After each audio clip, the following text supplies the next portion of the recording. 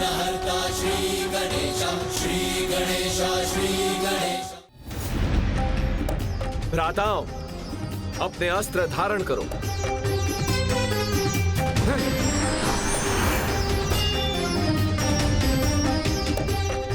हमें प्रभु के विश्वास का मान रखना है।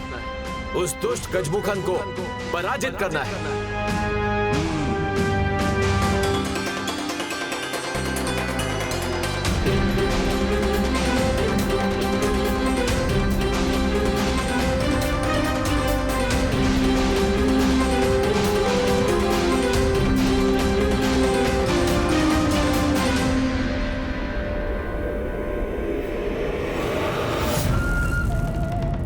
गजमुख, देवताओं को और उस बालक को जो देवताओं का सेनापति बना हुआ है, उन्हें बंदी बनाकर अभी तक लौटा क्यों नहीं है?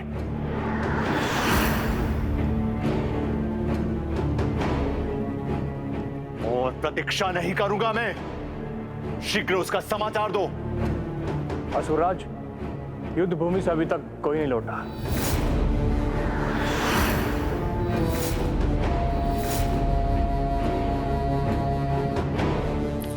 जाओ और जाकर ज्ञात करो क्रोंच पर क्या घटित हो रहा है। जो बीत चुका है उसे ज्ञात करने की कोई आवश्यकता नहीं है।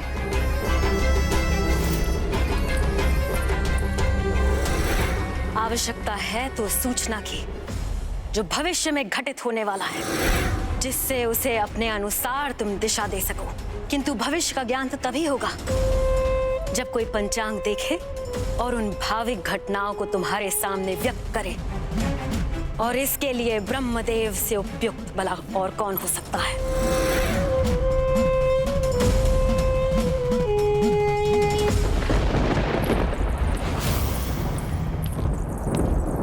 माता के सुझाव का पालन अवश्य होना चाहिए। जो मैं करूंगी ज्येष्ठ, ब्रह्मदेव को आपके सामने प्रस्तुत होने पर विवश कर दूंगी।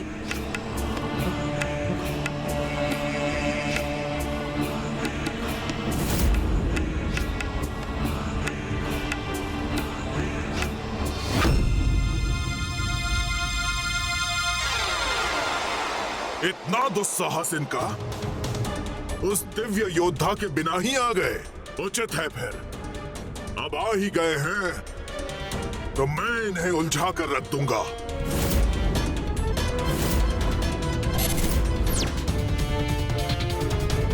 आक्रमण!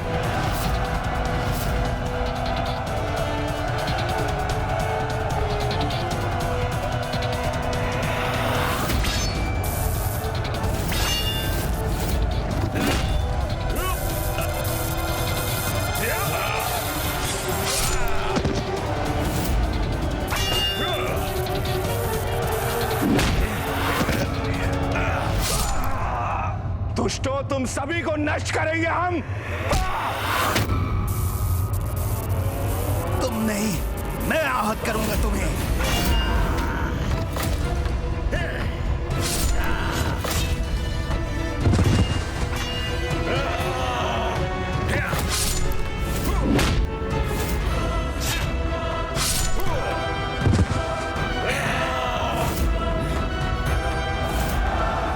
मेरे भ्राताओं के अस्त्रों के समान मेरा गदा इन असुरों का संहार करेगा।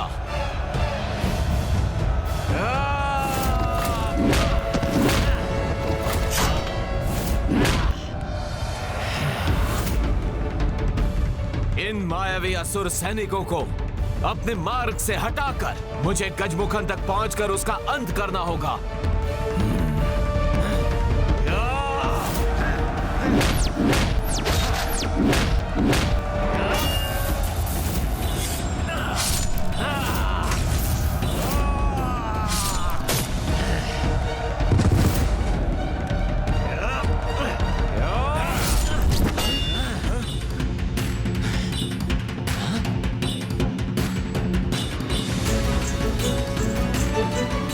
ये क्या?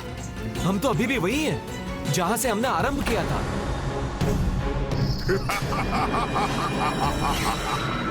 आरंभिक स्थान ही अंतिम स्थान बनेगा तुम्हारा। इस माया का स्रोत तो वो गजमुखन है। वो मिटेगा तभी ये माया भी मिटेगी।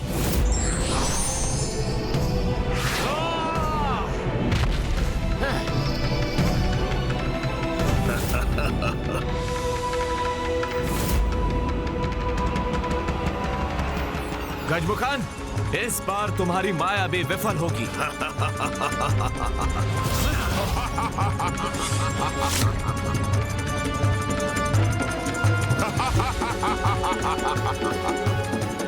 व्यर्थ हो गया मेरा प्रहार।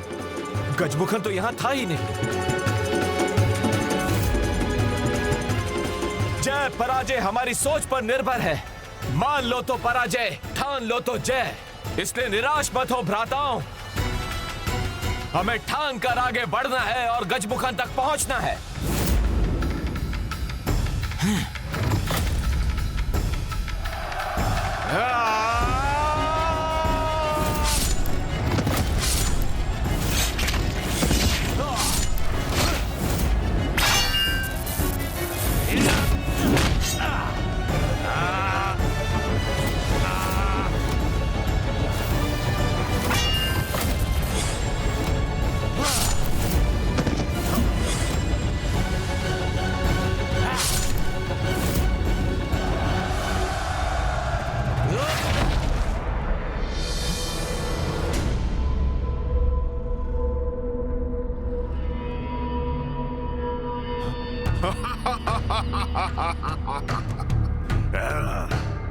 ये तो जैसे अभेद माया चक्र है। जितना आगे बढ़ते हैं उतना ही पीछे रह जाते हैं। गजमुखन के तनिक निकट भी नहीं पहुंच सके हम। और कितने समय इसी प्रकार का व्यर्थ युद्ध करते रहेंगे हम? कदाचित गजमुख सर्वप्रथम उन्हें थकाना चाहता है। नहीं देवराज, इसके पीछे तो अवश्य ही कोई बहुत बड़ी योजना है। कोई और ही कारण है। इस दुष्ट गजमुखन ने स्वयं को अपनी माया से सुरक्षित किया हुआ है। जब तक माया का वो चक्र नष्ट नहीं होता, वीरबाहु उस तक कदापि नहीं पहुंच सकेगा। और यदि ऐसा ही रहा तो भैया कार्तिकेय अपनी इस यात्रा पर आगे नहीं बढ़ सकेंगे।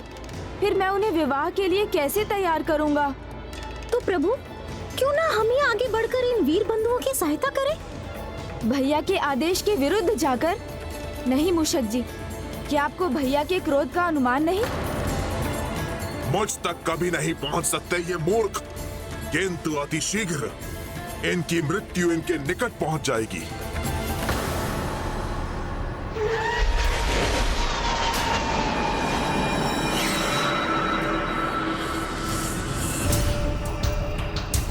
दुर्मुखी, सामने आओ। मैं तुम्हारे लिए ऐसा कार्य लाई हूँ जिसमें तुम्हें बहुत आनंद आएगा। बोलो अजामुखी, क्या कार्य है?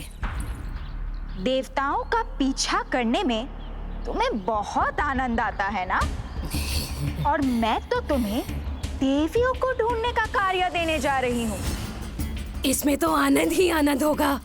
कहो, किस देवी को ढूंढना है? इंद्र की पत्नी देवी शची और पुत्री देवसेना। तुम उन्हें ढूंढ कर लाओ। मैं ब्रह्मदेव को ढूंढती हूँ।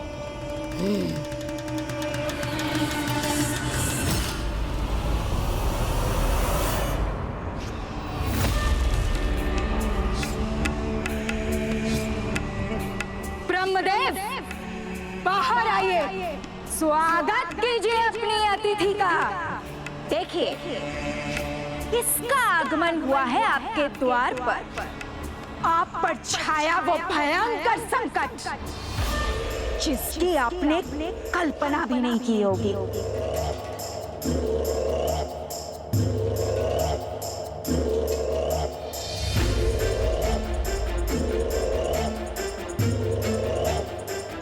सहजता नहीं तो विवशता में ही सही, पर चलना तो होगा आपको ब्रह्मदेव।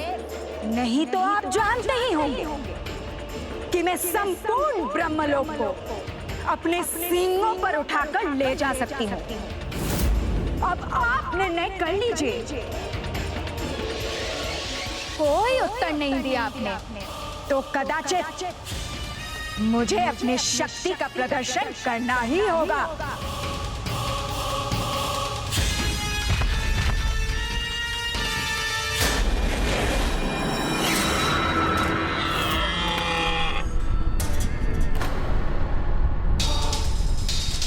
कौन है ये जिसमें ब्रह्मलोक का संतुलन बिगाड़ने का सामर्थ्य है?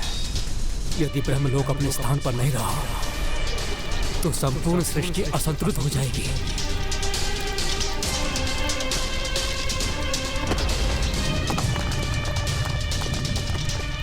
नहीं, मैं इस संकट को पृथ्वी तक कदापि नहीं पहुंचने दूंगा। रुको, मत करो ये अनर्थ।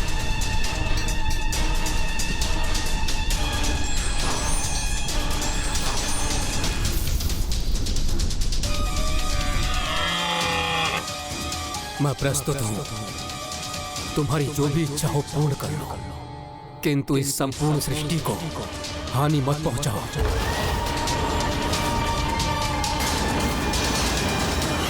ये कैसा स्वभाव है आप देवताओं का? तनिक भी कठिनाई नहीं हुई और आप अपने घुटने टेक देते हैं। अच्छा है, मैं जो कार्य के लिए आई थी वो तो संपूर्ण हो ही गया।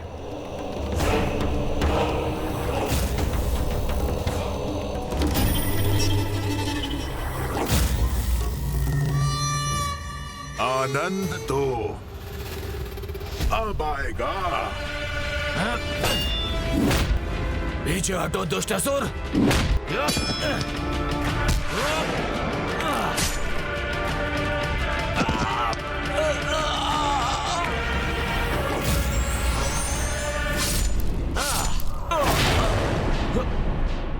ज्येष्ठ, ये मुझसे क्या हो गया? मुझे क्षमा कर दीजिए। स्वयं को दोष ना दे, ये माया जाल है जिसका उपयोग उस दुष्ट ने इस युद्ध में किया है। हमें इस माया को रोकने के लिए कोई उपाय करना होगा।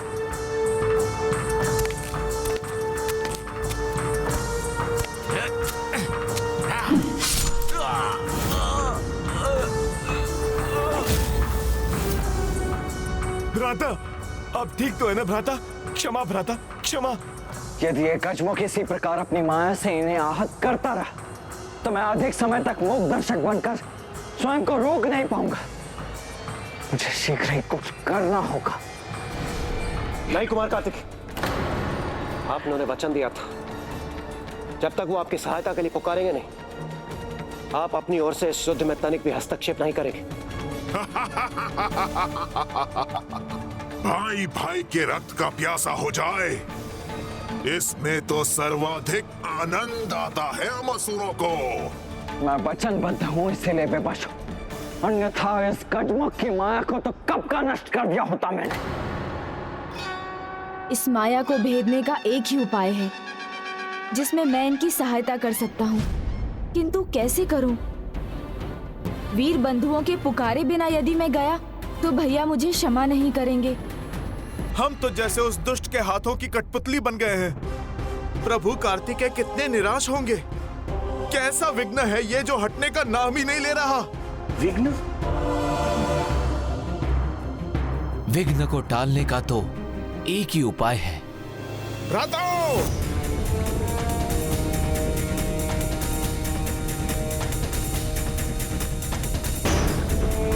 अब समस्या समझ गया मैं। इस युद्ध के आरंभ में हमने प्रथम पूज्य विघ्नहर्ता गणेश जी का स्मरण जो नहीं किया है, इसीलिए विघ्न संकट बनकर हमारे सामने खड़ा है। किंतु अब हम क्या करें? अब एक भी पग उठाने से पहले हम सर्वप्रथम प्रभु गणेश जी का नाम लेंगे।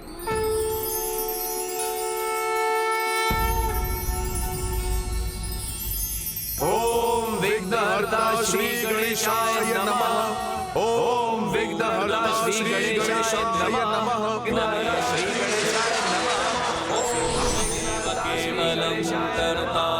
त्वमेव केवलं धर्तासि, त्वमेव केवलं हर्तासि, त्वमेव सर्वं खल्विन्दं ब्रह्मासि।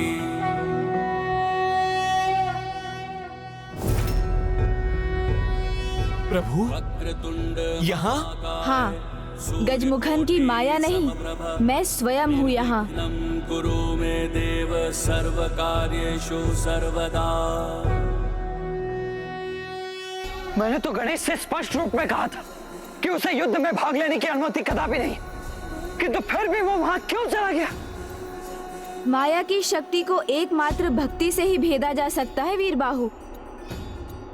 और तुम्हें भक्ति भाव से किसका स्मरण करना है, ये तो तुम्हें भली भांति ज्ञात है।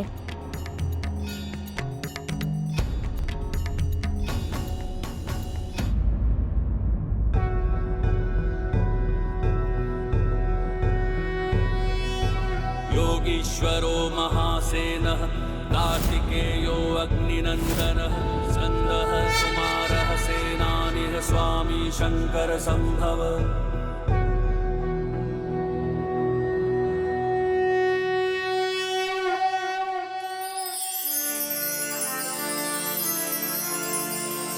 इस गजमुख की माया के अंत का समय अब आ गया है।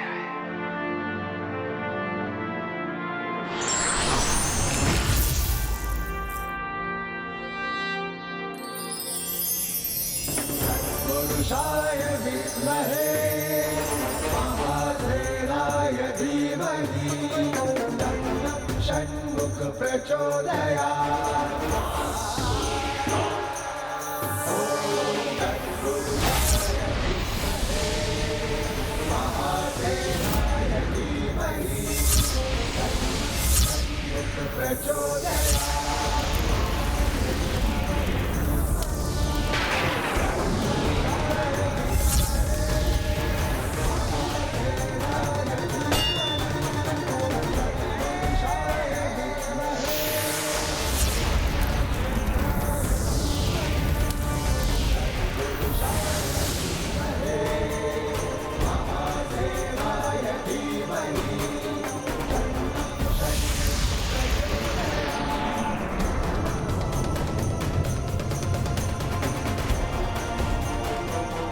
नहीं, ये कैसे संभव है? गजमुखन, अब माया रहित हो गए हो तुम, इसलिए अब तुम्हारी रक्षा कोई नहीं कर सकता।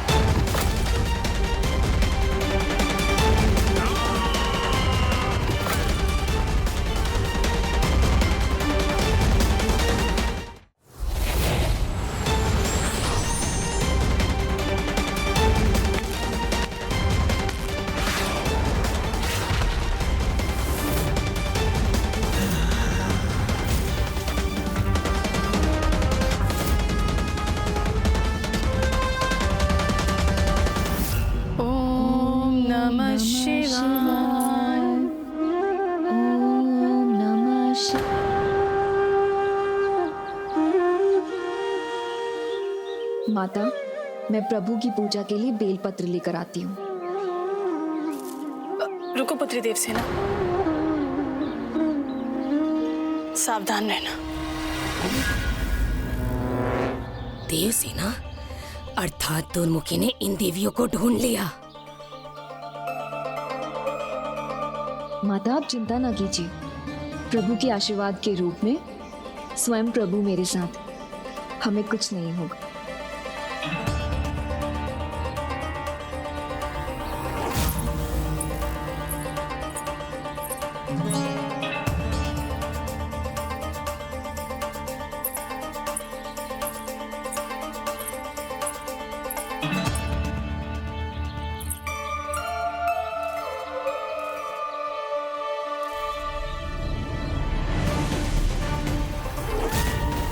कोई तो है यहाँ।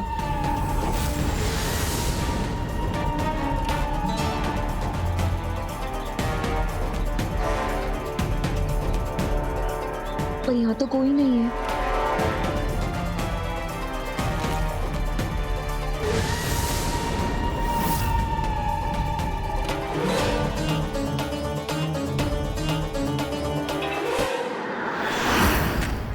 अब ये मुझसे बच नहीं सकती।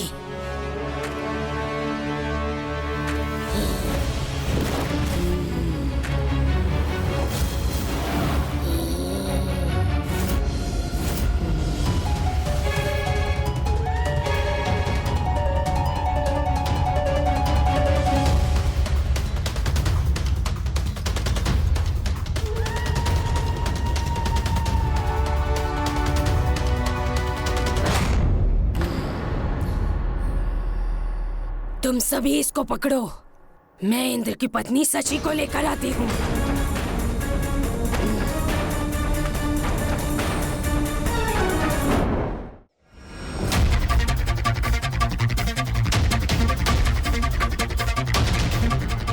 स्वामीनाथ, स्वामीनाथ।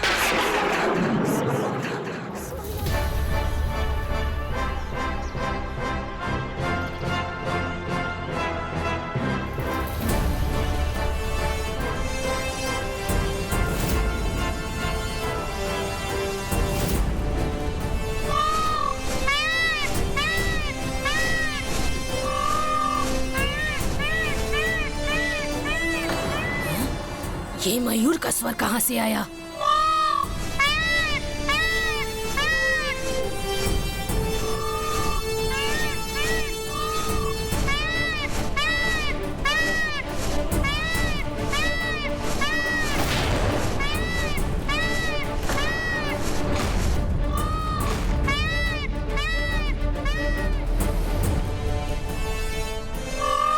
ये मयूर नृत्य करने के स्थान पर देवसेना की रक्षा करने आया है। मारो इसे।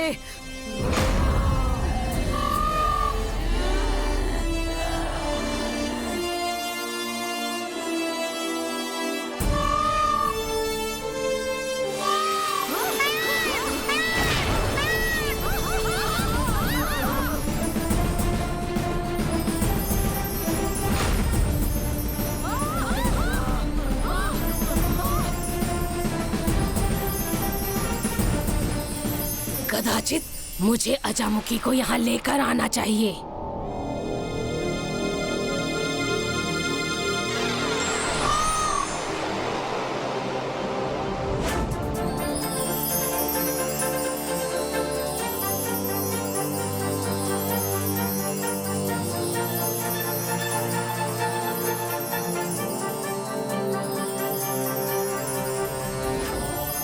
मेरे मुख से अचानक स्वामीनाथ क्यों निकल गया?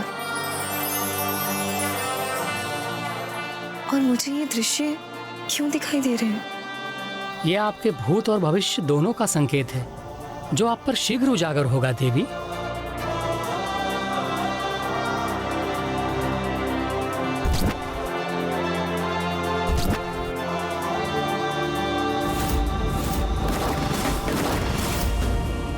ये कौन है जिनके दृश्य मुझे बार बार दिखाई पड़ते हैं? क्या संबंध है मेरे वर्तमान का इन दृश्यों से?